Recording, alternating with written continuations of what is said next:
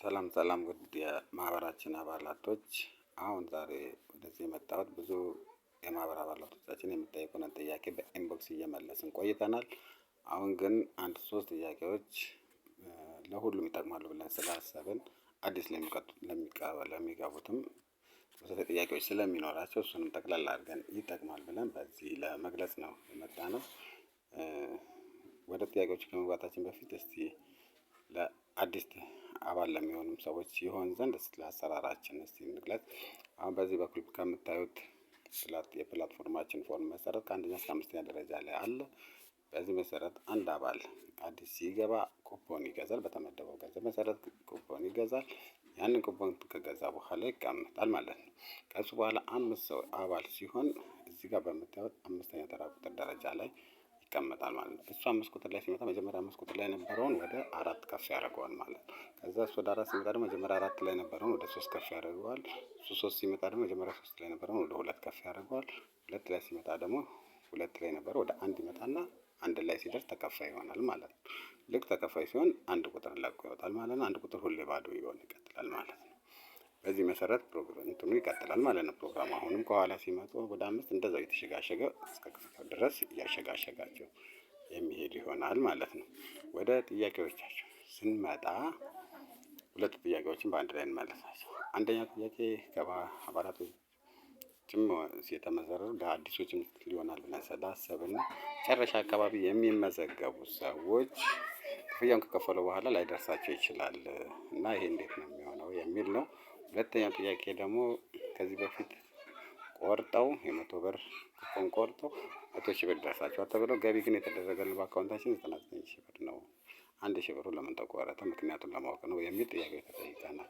በዚሁ መሰረት ይሄ የሚሆነው እንዴት መሰላችሁ? በዚህ ፕላትፎርም መሰረት መጨረሻ የሚባል ነገር የለም።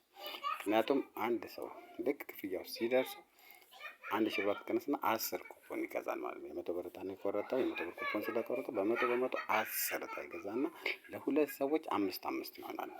ሁለት ሰዎችን ወደ ደረጃ 5 ያመጣል ማለት ነው። ወደ ደረጃ 5 ያመጣል። እነዛ ሁለት ሰዎች ደግሞ በፊት 5 ላይ ነበሩ ሁለት ሰዎች ወደ 4 ይመጣሉ። 4 ላይ ነበሩ ወደ 3 እያለ መጨረሻ ላይ ሁለት ሰዎች ከሁለት ቁጥር ወደ 1 ይመጡና ሁለት ሰው ተከፋይ እንዲሆን ያደርጋል ማለት ነው። አንድ ሰው ሲያገኝ ሁለት ሰው ሲያገኝ እንደዛ እያለ የሚቀጥል ዙር ነው፣ ተሽከርካሪ ነው። ይሄ ደግሞ 10 የገዛው ሰውዬ ደግሞ እንደገና ሲደርሰው በ10ሩም እጣ ሙሉ ያገኛል ማለት ነው። ሙሉ በ10ሩ ማገኘ ማለት ደግሞ 100 ሆኖ እንደገና ከስር ይመዘገባል እንጂ ዙር ነው። እጣም እንትን አይደለም፣ የሚቋረጥ ነገር አይደለም። የዙር ስራ ስለሆነ ማለት ነው። ሁለቱ ጥያቄዎችን በዚህ እናጠቃላለን። የዙር ስራ ስለሆነ ማለት ነው። ሁለተኛው ጥያቄ ደግሞ 100 ብር ተደርጎ ውስን ሰዎች ብቻ እየተሳተፍን ነው።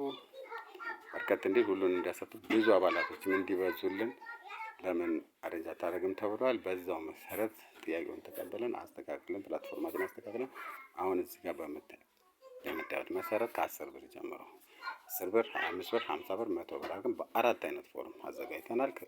አሁን ጀምሮ ሶስቱ የ10 የ25 እና የ50 ብሩ አዲስ አሁን የሚጀምር ነው። የ100 ብሩ ግን ቀደም ያለው ላይ የሚቀጥል ይሆናል ማለት ነው በዛው ፕላትፎርም መሰረት። ስለዚህ 10 ብር ኩፖን የቆረጠ 10,000 ብር ነው የሚያገኘው። 25 ብር የቆረጠ 25,000 ብር ነው የሚያገኘው። በ50 ብር የቆረጠ 50,000 ብር ያገኛል። ያው በ100 ብር የቆረጠ ድሮ 100,000 ብር ነው ይቀጥላል ማለት ነው። ፕላትፎርሙ ራሱን የቻለ ለየብቻ እንዲሰራ ተደርጎ ነው። 10 ብሮችን አንድ ላይ ነው የሚሰራው። 25 ብሮችን አንድ ላይ ነው የሚሰራው። 50 ብሮች አንድ ላይ ነው። 100 አንድ በ4 አይነት ከፋፍሎ ይሰራል ማለት ነው። ፕላትፎርሙ በዛ አጀስት የተደረገ ስለሆነ ማለት ነው። በዚህ መሰረት ሁሉን ነገር አስተካክለናል፣ እየሰራን ነው ማለት ነው። ስለዚህ ይህን ነገር በዚህ መሰረት ካያችሁት መሰረት ተከፋይ የምታደርጉት ገንዘቦችን ከፈለጋችሁ እዚህ ጋር ባሉት በቴሌብር፣ በኤምፔሳ እና በአዋሽ ባንክ በተዘረዘረው አካውንት መሰረት ገቢ እያደረጋችሁ ኩፖናችሁ መቁረጥ ትችላላችሁ። የበለጠ መረጃ ደግሞ ከፈለጋችሁ በቲክቶክ፣ በዩቲዩብ አሁንም እዚህ ጋር በምትመለከቱት በቲክቶክ፣ በዩቲዩብ እና በታች ባለው ደግሞ በቴሌግራም ሊንካችን በመግባት ቴሌግራም ላይ ሙሉ ዝርዝር መረጃዎች አሉ። በሱ መሰረት መጠቀም ትችላላችሁ ማለት ነው።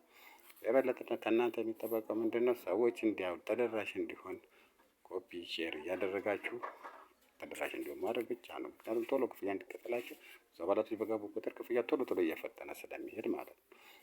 ምክንያቱም የሚመለሰውም ቶሎ ቶሎ ይሆንና ከታች የሚገባው የተከፈለው ከስር ሲገባ በዝቶ ነው። አንድ ሰው 10 ኩፖን ነው እየገዛ የሚመጣው ማለት ነው። ስለዚህ አንድ ሰው 10 ሆኖ ነው ማለት ነው የሚመጣው። ስለዚህ ተከፋዩ እየበዛ ባገኘ ቁጥር ኩፖን መጠኑ እየበዛ ሲሄድ ተከፋዩ ቶሎ ቶሎ እየደረሰው ስለሚሄድ ሁሉም ሰው በአጭር ጊዜ ብዙ ተጠቃሚ የሚሆነው በዙር እየተጠቀመ ነው። አንዴ በከፈለው ከፍሎ በገዛው ኩፖን ተደጋጋሚ ክፍያ የሚያገኝበት ማለት ነው። ከዛችሁ ላይ የአስር እየተቆረጠ ማለት ነው። ከሚያገኘው ላይ ስርጣ ብቻ እየተቆረጠ ከስር እየተመዘገበ የሚያገኝበት ነው። ከኪሱ አውጥቶ የሚከፍለው አንዴ ብቻ ነው። እዛ በተደጋጋሚ ክፍያ የሚያገኝበት ማለት ነው። ይህ ፕላትፎርም በዚህ መሰረት ይቀጥላል።